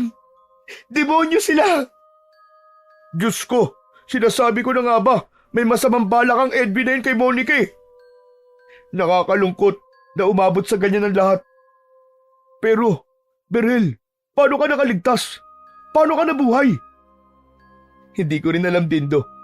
Pero isa lang ang sigurado ko. Hinayaan ako mabuhay ng Diyos dahil kailangan kong magiganti. Kailangan kong bigyan ng katarungan ang ginawa ng mga hayop na yun kay Monica. Pero Berhel, mahirap yung gusto mong gawin. Makapangyarihan sina Edwin at Amado. Marami silang pera at kayang-kaya nilang baligtarin ang katotohanan kapag nagharap kayo sa korte. Bakit? Sinabi ko bang sa korte kami maghaharap? Berhel, hindi ko gustong tumatakbo sa isip mo. Baka mapahamak ka lang sa gagawin mo. Alam mo kung anong kayang gawin nila Edwin. At hindi rin nila alam kung anong kayang gawin ng isang kagaya ko na puno ng galit ang puso. Hindi ko kayang hayaan na lang ang nangyari. Papatayin ko sila dito. Papatayin ko silang dalawa. Sandaling tumahimik si Dindo. Bakas ang pagkabahala sa mukha nito. Makalipas ang ilang sandali, ay marahan itong tumango. Kung yun ang magpapagaan sa kalooban mo, hahayaan na kita sa gusto mong gawin. Pero wala ngayon sa asenda sina Edwin at Amado. Nasa bakasyon sila at walang nakakaalam kung kailan sila babalik. Talagang nagawa pa nila magbakasyon matapos ang ginawa nila. Mga walang konsensya. Pero hihintayin ko ang pagbabalik nila. At sa oras na bumalik sila Dindo, sinusumpa ko. Isasakotuparan ko ng paghihiganti ko sa kanila. Tudurugin ko sila. Patuloy siyang tinignan ni Dindo nang may kaba sa mga mata nito. Ngunit wala nang makakapigil pa kay Berhel sa mga plano niya. Nais niyang iparamdam kina Edwin at Amado na mas higit pa ang gagawin niya kaysa sa ginawa ng mga ito kay Monica. At naniniwala siya na magtatagumpay siya lalo na't nasa katawan niya ang kakaibang lakas at kapangyarihan na nagmumula sa mutya ng kamandag ng mahiwagang kobra. Nagkasundo sina Berhel at Dindo na sa kubo muna ni Dindo mananatili si Berhel dahil wala itong kasama roon. Simula noon ay doon na nanatili si Berhel habang hinihintay ang pagbabalik nina Edwin at Amado sa asyenda. Hindi siya lumalabas dahil ayaw niyang may ibang trabahador na makakakita sa kanya. Malaki kasi ang posibilidad na makarating kina Edwin na buhay pa siya kung may makakakitang ibang tao sa kanya, maliban kay Dindo. Naging mabagal para kay Berhel ang paghihintay sa pagbabalik nina Edwin at Amado. Bago siya matulog sa gabi, iniisip na niya kung paano niya pahihirapan ang dalawa. Isang gabi, habang naghahapunan sina Berhel at Dindo, ay napansin ni Berhel na nakatingin si Dindo sa tungkod niya na nakasandal sa dingding. Berhel, may tanong ako sa iyo. Saan mo ba nakuha ang tungkod na yon? Nakuha ko yan dun sa hukay kung saan kami hinulog ni na Edwin at Amado. Ginamit kong tungkod para makaahon sa hukay at maglakad dahil nangihina na ako. Sa pagkakataon na yon, pinigilan ni Berhel ang sarili na sabihin kay Dindo ang tungkol sa tunay na kapangyarihan ng tungkod. Pero kakaiba ang itsura ng tungkod mo ah. Parang kobra. Ang ganda. Hindi na lang sinagot ni Berhel ang sinabing yun ni Dindo at nagpatuloy siya sa tahimik na pagtapos sa kanyang pagkain. Matapos kumain ay si Berhel na ang naghugas ng kanilang pinagkainan. Matapos yun ay nahiga na siya sa tabi ni Dindo na tulog na kagad. Lumipas ang mga oras pero nananatiling gising si Berhel. Mailap ang antok sa kanya ng gabing yun kaya nagdesisyon siyang lumabas at maglakad-lakad. Habang naglalakad sa gitna ng kadiliman ay naalala ni Berhel si Monica at kung paano nila binuo ang kanilang mga plano sa lugar na yon. Ngunit sa gitna ng kanyang pagbabalik tanaw ay isang sigaw ng lalaki mula sa hindi kalayuan ang kanyang narinig. Agad na naisip ni Berhel ang aswang na pumapatay sa mga trabahador sa asyenda. Marahil ay umaatake na naman ang mga aswang na yun. Alam ni Berhel na hindi pwedeng wala siyang gawin, lalo na at meron na siyang kakaibang mutya at kapangyarihan. Bumalik siya sa kubo ni Dindo upang kunin ang tungkod. Palabas na sana siya nang matigilan siya. Naisip niya na baka may makakita sa kanya at makilala siya. Mabilis siyang naghanap ng bagay na maaari niyang gamitin upang itago ang kanyang pagkakakilanlan. Isang damit na nakasabit sa bintana ang nakita ni Berhel. Kinuha niya yon at ginawang pantakip sa kanyang ilong at bibig. Maigpit niyang itinali ang mga manggas ng damit sa likod ng kanyang ulo at saka siya tuluyang lumabas ng kubo ni Dindo. Tila binubulungan siya ng tungkod kung saan siya pupunta. Hinayaan lang niya ang kanyang mga paa na maglakad hanggang sa mapagtanto niya na ang daan na tinatahak niya ay ang daan patungo sa ilog. Makalipas lamang ang ilang sandali, ay huminto na si Berhel sa paglalakad nang makita niya ang dalawang aswang na inaatake ang isang lalaking walang kalaban-laban sa gilid ng ilog. Hindi na nagdalawang isip si Berhel na kunin ang atensyon ng dalawang aswang. "Hoy! Mga demonyo! Lubayan niyo siya! At ako ang harapin niyo!" Huminto ang dalawang aswang sa pag-atake sa lalaki. At sabay na tumingin ang mga yon kay Berhel. Nagsimulang maglakad ang mga aswang palapit sa kanya. Huminto ang mga yon nang ilang di pa na lamang ang layo kay Berhel. Ang lakas ng loob mong hamunin kami. Sa tingin mo ba ay may laban ka sa kagaya namin? Bakit hindi mo subukan? Alisin mo ang takip sa iyong muka. Gusto kong makita kung sino ang susunod namin magiging biktima ngayong gabi. Hindi nyo na kailangan malaman kung sino ako. Dahil sigurado ako na ito na ang huling gabi na makakapambiktima pa kayo. Mabilis na lumapit kay Berhel ang dalawang aswang. Nang makita niyang papasugod sa kanya ang isang aswang, ay mabilis niya yung iniwasan. Malakas niyang inihampas ang dulo ng tungkod sa likod ng aswang. Tumilapon yun at napasubsob sa lupa. Mabilis naman na umatake rin ang isang aswang kay Berhel. Ngunit dahil sa bilis ni Berhel ay hindi yun nagtagumpay nang sinubukan siya nitong sunggaban gamit ang matutulis nitong mga kuko. Magkasabay nang umatake ang dalawang aswang kay Berhel, pero lahat ng atake ng mga yon ay madaling naiiwasan ni Berhel, at kapag nakakakita siya ng pagkakataon ay malakas niyang hinahampas ang mga aswang ng kanyang tungkod. Hindi nagtagal ay nakita ni Berhel ang pagod at panghihina ng dalawang aswang. "O ano? Kaya niyo pa ba? Kung ako sa inyo, ay susuko na lang ako." Wala sa bokabularyo namin ang pagsuko. Humanda ka. Kung sino ka man, hindi pa ito ang huli nating paghaharap. Matapos yung sabihin ng aswang, ay mabilis itong umatras kasama ang isa pang aswang. Tumakbo ang mga yon papasok sa malawak na kagubatan sa tabi ng ilog. Hahabulin sana ni Berhel ang mga aswang, pero natigilan siya nang marinig niya ang pagdaing ng lalaking trabahador. Nilapitan niya ang trabahador na noong una ay inakala niyang patay na. Puno ng sugat ang buong katawan nito mula sa kagat at kalmot ng mga aswang. Walang pagdadalawang isip na binuhat niya ang lalaki at inilayo sa lugar na yon. Dinala niya ang lalaki sa harapan ng isang kubo. Maingat niyang inilapag ito sa harapan ng pinto. Kinatok niya ang pinto ng kubo at mabilis siyang tumakbo papunta sa likod ng isang tambak ng dayami upang magtago. Hindi inalis ni Berhel ang mata sa pinto ng kubo. Makalipas lamang ang ilang sandali ay bumukas na ang pinto at isang lalaki ang lumabas.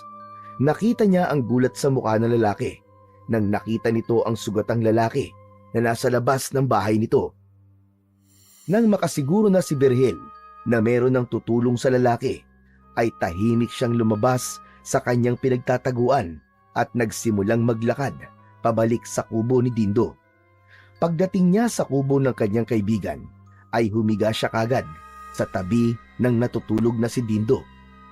Habang binabalikan ni Berhel ang nangyari, ay nakaramdam siya ng kakaibang kasiyahan sa kanyang puso.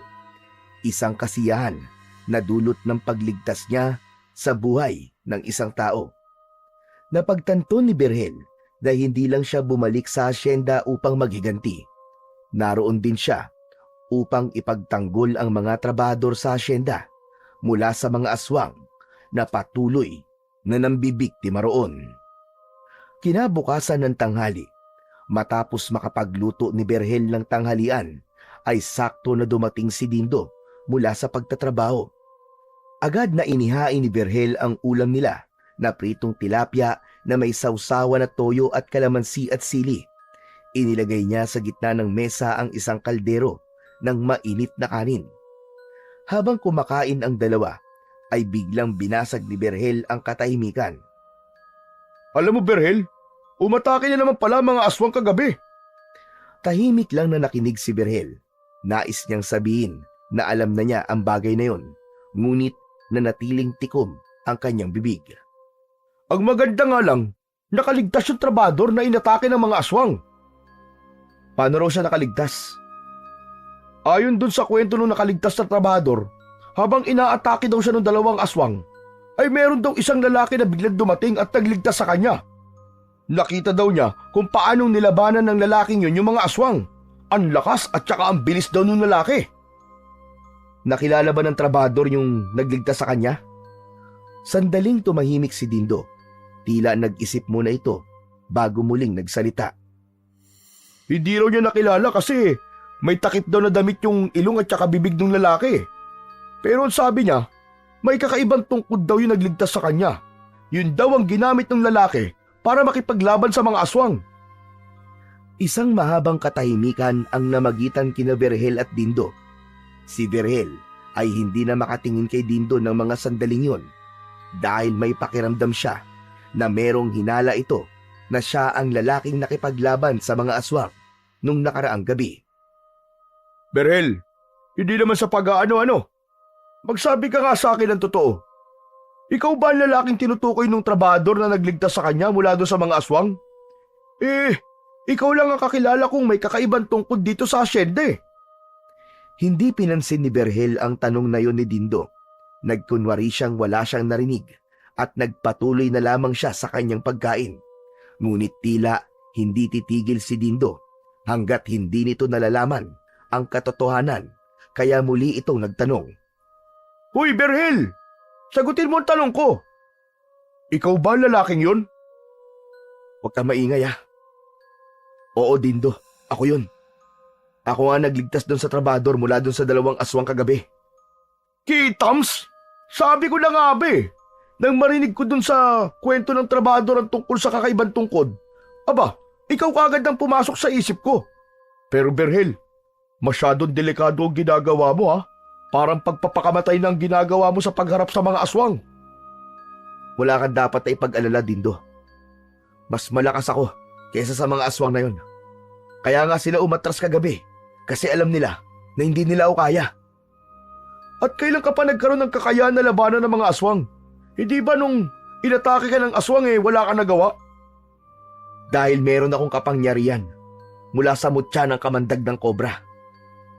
Natigilan at naguluhan si Dindo sa sinabing yon ni Berhel. Anong sinabi mo? Kapangyarihan mula sa mutya ng kamandag ng kobra? Teka. Ano ba sinasabi mo? Hindi kita maintindihan eh. Sa totoo lang, ayokong sabihin sa ito dahil kahit ako'y naguguluhan pa rin hanggang ngayon. Pero nung ihulog ako ni na Edwin at Amado sa isang hukay na puno ng mga ahas, ay doon na nagsimula ang lahat ng ito. Sa pagkakataon na yon, ay ipinaliwanag na ni Berhel kay Dindo ang lahat mula sa pagtuklaw sa kanya ng malaking kobra hanggang sa magbago ito ng anyo hanggang sa maging tungkod. Nakita ni Berhel sa mukha ng kaibigan niya ang gulong-gulo na pag-iisip nito. Tama ka nga. Ang hirap nga intindihin at paniwalaan ng mga sinasabi mo, Berhel. Parang biglang sumakit ang ulo ko. Nahilo ko eh. Alam ko Dindo, mahirap talagang paniwalaan. Kahit ako, hindi ko alam kung anong klaseng nilalang ang malaking kobra na yon. Pero sigurado ko na ipinagkatiwala sa akin ng kobra ang tungkod na ito. Hindi lamang para magiganti, kundi para tulungan ang mga tao dito sa asyenda. Kailangan na mabigyan ng tuldok ang takot ng mga trabador sa mga aswang na matagal nang nananalasa sa lugar na ito. Kahit paano ay naging magaan na ang pakiramdam ni Berhel dahil alam niya na wala na siyang itatago pa kay Dindo. Ganun pa man, sa kabila ng kapangyarihan at lakas na taglay niya, ay hindi pa rin nawawala ang kaunting pangamba sa kanyang dibdib, lalo na't hindi pa niya alam kung ano pa ang kayang gawin ng mga aswang na maaaring maging dahilan ng kanyang pagkatalo. Simula noon ay gabi-gabi nang lumalabas si Berhel at nag-iikot sa asyenda upang tugisin ang dalawang aswang. Palagi siyang may nakatakip na damit sa kanyang ilong at bibig upang protektahan ang kanyang pagkakakilanlan. May isang gabi na iniligtas ni Berhel ang isang pamilya na pinasok ng dalawang aswang sa kubo. Muli niyang nakaharap ang mga aswang, ngunit kagaya ng una ay hindi siya nagtagumpay na mapatay ang mga yon dahil sa huli ay tumakas na naman ang dalawa. Isang gabi, habang kumakain ng hapunan sina Berhel at Dindo, ay isang magandang balita ang sinabi ni Dindo kay Berhel. Berhel, alam mo ba na masaya ang mga trabahador ngayon dito sa asyenda? Dahil sa'yo ay nagkaroon na sila ng pag-asa na malapit na matapos ang pananalasa ng mga aswang dito. Alam mo, sabi pa nga nila meron na silang tagapagtanggol ngayon laban sa mga aswang. Magandang balita nga yan, Dindo. Mabuti naman kung ganun. Yan naman talagang gusto kong mangyari. Halos lahat ng trabahador dito, bukang bibig ang lalaki may kakaibang tungkod. Lahat sila gustong malaman kung sino ka. Pero Dindo, wala akong balak na magpakilala sa kanila. Pero isipin mo pa rin, Berhel. Magandang makilala ka ng mga tao. Sigurado kung sisikat ka. Hahangaan ka ng marami. Hindi ako naghahangad ng kasikatan, Dindo. Wala akong oras para dyan. Ang gusto ko lang ay tapusin ang mga aswang. Gusto ko silang mawala. Hindi lang para sa akin, kundi para sa lahat ng natatakot sa kanila. At higit sa lahat, gusto kong magiganti sa ginawa nila Edwin at Amado kay Monica. Kapag nagawa ko ng lahat ng yun, hindi ko nagagamitin ang lakas at kapangyarihan na meron ako. Ikaw ang bahala. Sinabi ko lang naman kung ano sa tingin ko ay ang tama. Oo nga pala, Dindo. May balita ka na ba kung kailan babalik sina Edwin at Amado dito sa asyenda? Wala pa akong balita, Berhel Pero hayaan mo, kapag nalaman ko kung kailan sila babalik, ay sasabihin ko agad sa'yo. Nang sandaling yon, ay hindi na makapaghintay si Berhel na muling makaharap sina Edwin at Amado. Nais niya ng isakatuparan ang kanyang paghihiganti dahil naniniwala siya na matatahimik lamang ang kaluluwa ni Monica kapag nakuha na nito ang katarungan na nararapat para sa kanya. Kinabukasan ng gabi, napansin ni Berhel ang pagmamadali ni Dindo sa pagpasok sa kubo. Isinarado nito ang pinto at agad na lumapit sa kanya. Oh, ano nangyari sa'yo, Dindo? Para ka nakakita ng multo Berhel, dumating na sina Edwin at Amado. Bumalik na sila dito sa asyenda. Natigilan si Berhel sa sinabi ng kanyang kaibigan. Bumilis ang tibok ng kanyang puso. Sa wakas, ay dumating na rin ang araw na kanyang pinakahihintay. Ayon pa sa narinig ko, magkakaroon ng pagtitipon ng mga trabahador bukas ng umaga. Kakausapin daw kami ni Edwin at Amado. Sa wakas, ang mga hayop na yun, makakaharap ko na ulit ang dalawang walang hiyang yun. Pero mag-iingat ka, Berhel. Basta, kapag kailangan mo ng backup, nandito lang ako Sigurado ko na hindi ko nakakailanganin ng tulong mo, Dindo. Kayang-kaya ko silang patayin at dikdikin ng ako lang. Ang mga mata ni Berhel ay naglalagablab sa galit at kagalakan dahil naniniwala siya na abot kamay na niya ang paghihiganti na kanyang pinakaaasam. Mas lalong nag-alab ang kagustuhan niya na makamit ang hustisya para kay Monica dahil nasa iisang lugar na lang sila ng mga taong bumaboy at pumatay sa kanyang pinakamamahal na nobya. Kinabukasan ng umaga, sumama si Berhel kay Dindo sa pagtitipon na mangyayari sa gitna ng asyenda. Nagsuot si Berhel ng salakot at palagi siyang nakayuko upang walang makakita ng kanyang muka. Pagdating nila roon, ay marami ng trabahador ang naroon at nasa unahan nga noon sina Edwin at Amado. Napako sa mag-ama ang matalim na tingin ni Berhel. Hindi siya makapaniwala na nasa harapan na niya ang dalawang tao na responsable sa pagkamatay ni Monica. Ang kanyang mga mata ay puno ng galit, ngunit nagpigil siya. Alam niyang hindi pa yon ang tamang pagkakataon upang isagawa niya ang kanyang paghihiganti. Makalipas ang ilang sandali, ay nagsimula ng magsalita si Amado. Alam ko na matagal kaming nawala ng anak ko dito sa asyenda. Pero hindi ibig sabihin nun ay hindi na namin alam ang mga nangyayari dito. Alam ko na may isang tao na sinasabing nakikipaglaban sa mga aswang. Ngayon, kung sino man sa inyo ang nakakaalam ng pagkakakilanlan ng lalaking yon, sabihin lang niyo sa amin at may malaking pabuya na nakalaan para sa inyo. Matapos yung sabihin ni Amado, ay nagkaroon ng bulong-bulungan ang mga trabahador. Nanatiling nakatingin si Berhel kina Edwin at Amado. Ang puot sa kanyang puso ay nagsimulang mag-apoy at maglagablab. Ibinulong niya sa kanyang sarili na mamayang gabi ay pagbabayari na niya ang dalawa sa kasalanan ng mga ito. Pagsapit ng gabi, matapos ang hapunan, ay nanatiling nakaupo si Berhel. Sa isip niya ay naglalaro ang dapat niyang gawin kung paano niya mapapatay sina Edwin at Amado. Napansin ni Dindo ang pananahimik niya, kaya lumapit ito sa kanya upang kausapin siya. Ang lalim naman yata ng iniisip mo. Dindo, sa gabing ito, sisingilin ko na sina Edwin at Amado. Hindi ko na kaya maghintay pa. Sigurado ka na ba talaga sa gagawin mo na yan? Baka pwedeng ipagpasa Diyos mo na lang ang lahat. Kung tutuusin, mali ang maghiganti, Berhel. Alam kong mali ang maghiganti, Dindo. Alam ko. Pero hindi ko kayang ipagpasa Diyos na lang ang lahat ng nangyari. Kung idadaan ko pa ito sa legal na paraan, makakalusot lang sina Edwin. Malaki ang impluensya nila. Marami silang pera. At may koneksyon pa sa mga matataas na tao. Kung hahayaan ko naman silang mabuhay, malaki ang posibilidad na gawin ulit nila sa ibang ginawa nila kay Monica. Kaya mas nararapat na burahin na lang sila sa mundo. Kailangan mawala ang mga taong kagaya nila. Kung hindi na talaga kita mapipigilan, abay wala na ako magagawa, kundi ang ipagdasal ka. Sana'y magtagumpay ka sa kung ano mang gusto mo mangyari. Nagpasalamat si Berhel sa kanyang kaibigan.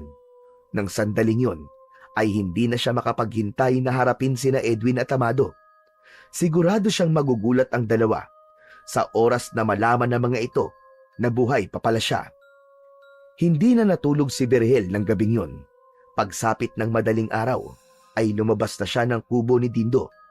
Wala nang takip ang mukha niya dahil wala na siyang pakialam kung meron mang makakilala sa kanya. Mas gusto nga niyang makita ni na Edwin at Amado ang mukha niya para malaman ng dalawa na hindi nagtagumpay ang mga ito sa pagpatay sa kanya. Nang malapit na si Berhel sa mansyon, ay sandali siyang natigilan nang nakita niya sina Edwin at Amado na lumabas mula sa pinto ng mansyon at naglakad patungo sa likod. Hindi na nagdalawang isip pa si Berhel at agad niyang sinundan ang dalawa. Ngunit pagdating niya sa likod ng mansyon, imbis na sina Edwin at Amado ang kanyang nakita, ay dalawang aswang ang sumalubong sa kanya. Maging ang dalawang aswang ay nagulat nang makita si Berhel. Wala nang oras para mag-isip si Berhel. Agad niyang inatake ang dalawang aswang at hinampas niya ang isang aswang ng tungkod sa braso nito. Ngunit ang isa pang aswang ay mabilis na sumugod kay Berhel mula sa likod. Mabilis siyang humarap dito at hinampas niya ito sa dibdib. Nagpatuloy ang pakikipaglaban ni Berhel sa dalawang aswang. Ipinamalas niya ang lakas at bilis na dulot ng mutya ng kamandag ng kobra. Lahat ng pag-atake na ginagawa ng mga aswang ay walang kahirap-hirap niyang naiiwasan at nadedepensahan. Habang abala si Berhel sa pakikipaglaban, ay napansin niyang nawala ang isa sa mga aswang. Huli na para malaman niya na nasa likuran pala niya yon. Nagulat na lang siya nang biglang sumampa ang aswang sa likod niya at kinagat siya nito ng mariin sa leeg. Napasigaw si Berhel ng dahil sa sakit nang maramdaman niya ang malalim na pagbaon ng matutulis itong ngipin sa kanyang laman. Nang umalis ang aswang sa likod niya, ay naramdaman naman niya ang malakas na pagbulwak ng dugo mula sa kanyang leeg. Nanghihinang bumagsak si Berhel sa lupa. Agad niyang tinakpan ng palad niya ang sugat niya roon upang kahit paano ay pigilan ang pagdurugo. Habang nakaandusay siya sa lupa, ay lumapit ang dalawang aswang kay Berhel. Sa kabila ng kanyang kalagayan, matalim pa rin ang tingin niya sa dalawa. Hindi ko akalain na buhay ka pa pala, Berhel. Paano ka nakaligtas? Matapos ka naming ihulog sa hukay na puno na makamandag na ahas at may tama ka pa ng bala sa iyong dibdib. Sa sinabing yun ng aswang, ay isang realisasyon ang pumasok sa isip ni Berhel. Labis siyang nagimbal nang mapagtanto niya na ang dalawang aswang na nasa harap niya ay walang iba kundi sina Edwin at Amado. Hayop kayong dalawa! At dapat lang sa inyo ay mamatay! Hindi lang pala si Monica ang pinatay nyo, kundi pati ang mga trabador dito sa asyenda! At susunod ka na sa kanila, Berhel! Tapusin na natin si Berhel, Papa. Pero hayaan mo ko ang gumawa nun. Sa pagkakataon na yon, ay tila tinanggap na ni Berhel ang kanyang kamatayan. Labis ang panghihina na kanyang nararamdaman, dulot ng kanyang sugat sa leeg. Ngunit hindi pa man nakakakilos si Edwin para atakihin siya, ay isang tao ang biglang dumating na labis na ikinagimbal nilang lahat. Nakita nila si Monica na naglalakad palapit sa kanila habang may hawak itong balaraw sa magkabilaan nitong mga kamay. Nanlilisik ang mga mata ni Monica. Inakala ni Berhel na imahinasyon niya lang ang lahat. Ngunit nang magsimulang labanan ni Monica sina Edwin at Amado, ay doon niya napagtanto na hindi yun isang imahinasyon. Mabilis na tumakbo si Monica sa direksyon ni Edwin. Tumalon ito at sumampa ito sa magkabilaang balikat ni Edwin. Malakas na sumigaw si Monica. Bago nito itinarak ng magkasabay ang balaraw sa ibabaw ng ulo ni Edwin. Nang bumagsak sa lupa ang walang buhay na katawan ni Edwin, ay tumayo si Monica at tinignan si Amado. Walang hiya kang babae ka! Hindi kita mapapatawad sa ginawa mo sa anak ko! Aatakihin sana ni Amado si Monica, pero sa isang kisap mata ay bigla itong nawala sa kanilang paningin. Maging si Berhel ay hindi alam kung saan nagpunta ang kanyang nobya. Makalipas ang ilang segundo, biglang sumulpot si Monica sa harapan ni Amado. Bago pa man makagalaw si Amado, ay naitarak na kagad ni Monica ang balaraw sa leeg nito. Nang hugutin nito ang dalawang balaraw, ay biglang bumulwak ang masagalang dugo sa leeg ni Amado at saka ito bumagsak sa lupa. Matapos mapaslang ni Monica sina Edwin at Amado, ay humarap ito kay Berhel. Hindi pa rin makapaniwala si Berhel sa kanyang nakikita. Hindi siya makapaniwala na buhay pa pala ang kanyang pinakamamahal na si Monica. Hindi na napigilan pa ni Berhel ang mapaluha nang marahang lumapit si Monica sa kanya. Lumuhod si Monica sa harapan niya at masuyo nitong hinaplos ang kanyang muka. Monica, ikaw ba talaga yan? Buhay ka, mahal ko? Oo, Berhel. Ako ito. Salamat sa Diyos. At buhay ka rin kagaya ko. Nang sandaling yon, ang mga mata ni Berhel ay nagsimulang manlabo dahil sa dami ng dugo na patuloy na nawawala sa kanya. Naramdaman niya ang pagsikip ng kanyang dibdib at nahirapan na rin siyang huminga hanggang sa tuluyan na siyang napapikit. Inisip ni Berhel na kung mamamatay na siya ng sandaling yon, ay masasabi niyang napakasaya niya sapagkat bago niya lisanin ang mundong yon, ay ang mukha ng babaeng pinakamamahal niya ang huli niyang nasilayan. Nang muling bumalik ang ulirat ni Berhel, ay naramdaman niya na nakahiga na siya sa isang malambot na kama. Nanghihina pa siya, ngunit ramdam niya na malayo na siya sa bingit ng kamatayan. Sa pagbaling niya sa kanyang kaliwa, ay nakita niya si Monica na umiiyak ngunit may kasiyahan sa muka. Salamat sa Diyos! At gising ka na, Berhel! Hindi pa rin makapaniwala si Berhel na nasa harapan niya si Monica. Puno pa rin siya ng pagtataka kung paanong nabuhay rin ito matapos ang lahat ng ginawa dito nina Edwin at Amado. Inabot ni Berhel ang isang kamay ni Monica at masuyo niya itong pinisil. Monica? Totoo nga. Buhay ka, Monica! Buhay ka, mahal ko! Oo, Berhel. Buhay din ako kagaya mo. Pero, paano nangyari? Paano ka nabuhay? Sa totoo lang, hindi ko rin kayang ipaliwanag ng malinaw ang lahat. Nagising na lang ako sa isang parte ng gubat at may 2 kobra na nakapalupot sa katawan ko. Parang pinoprotektahan nila ako. At nang magising ako, wala na ang mga sugat sa katawan ko. At ang 2 kobra, nagbago sila ng anyo. Naging mga balaraw sila. Ang totoo, matagal na ako nasa asyenda at naghihintay ng pagkakataon para magiganti. Sandaling natahimik si Berhel. Maya-maya pa ay ikinuwento na rin niya kay Monica ang nangyari sa kanya. Parehas pala nangyari sa atin, Monica. Sa akin naman, isang malaking kobra ang kumagat sa akin. At nang magising ako, bigla na lamang naging tungkod ang kobra.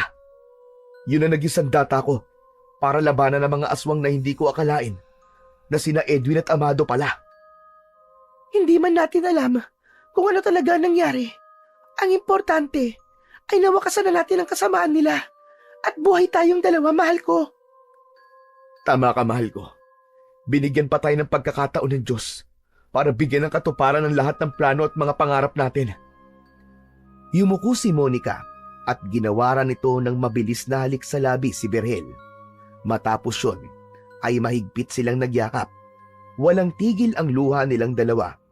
Walang ibang naramdaman si Berhel, kundi kasiyahan dahil wala na sina Edwin at Amado. Ibig sabihin, nakamit na nila ang hustisya sa ginawa ng mga yon sa kanila. At matitigil na rin ang pag-atake ng mga aswang sa asyenda. Makalipas ang ilang araw, matapos makalabas ni Berhel sa ospital, ay nagdesisyon na sila ni Monica na lisanin ng tuluyan ang hasyenda upang iwanan na roon ang lahat ng hindi magagandang karanasan na meron sila. Isang umaga, nasa bus station ang magkasintahan habang naghihintay ng bus papunta sa Maynila. Bukod sa mga damit, dala rin nila ang tungkod at ang mga balaraw na naging sandata nila sa pagkamit ng katarungan. Nasa tabi nila si Dindo na kanina pa umiiyak dahil aalis na sila. Dindo, tama na nga ang pag-iyak mo. Magkikita pa naman tayo pambihira ka naman tao ka, oo. Lalo kang pumapangit Tumigil ka nga dyan. Naiiyak na nga ako Nakasar mo pa ako. O siya, ano pa bang magagawa ko? Basta, mag-iingat kayo Kung may pagkakataon kayo, bumisita naman kayo sa akin. Baka mamaya kalimutan nyo na ako Makakalimutan ba naman namin ang tao nagsalba ng buhay ko? Maraming salamat, kaibigang Dindo. Kung di dahil sa'yo, malamang patay na ako ngayon. Salamat sa pag-donate mo ng dugo mo sa akin, Siyempre. Pwede ko ba namang pabayaan ka, Berhel? Nang malaman ko na parehas tayo ng blood type, hindi na ako nagdalawang isip. Ang gusto ko lang talaga mabuhay ka. Para nakitang kapatid Pero sana, Dindo, umalis ka na rin sa asyenda. Masyado nang maraming hindi magandang nangyari doon. Nasa isip ko na rin yun. Plano ko na rin naman talagang umalis doon pero nag-iipon pa ako Malay nyo. Sundan ko kayo doon sa Maynila, di ba? Yun, ayos yun. Para naman magkakasama pa rin tayong 3. Hindi na napigilan pa ni Berhel at Monica ang kanilang labis na pasasalamat kay Dindo, kaya mahigpit nila itong niyakap. Maya-maya pa ay dumating na ang bus na ang biyahe ay papunta sa Maynila. Sa huling pagkakataon ay nagpaalam na sina Berhel at Monica. Agad silang sumakay sa bus bago pa sila maubusan ng mauupuan. Sumilip silang 2 sa bintana at kumaway kay Dindo na umiiyak pa rin. Nang umandar na ang bus ay inihilig ni Monica ang ulo nito sa balikat ni Berhel. Pareho silang nakatanaw sa labas ng bintana. Alam ni Berhel na hindi magiging madali ang buhay nila ni Monica sa Maynila, lalo na't hindi sila pamilyar sa lugar na yon. Ngunit alam niya rin na hanggat magkasama sila ng pinakamamahal niyang si Monica, ay walang pagsubok at hirap ang hindi nila kakayanin. Ang puso niya ay puno ng kasiyahan sa bagong simula na naghihintay para sa kanilang dalawa. Nagniningning ang mga mata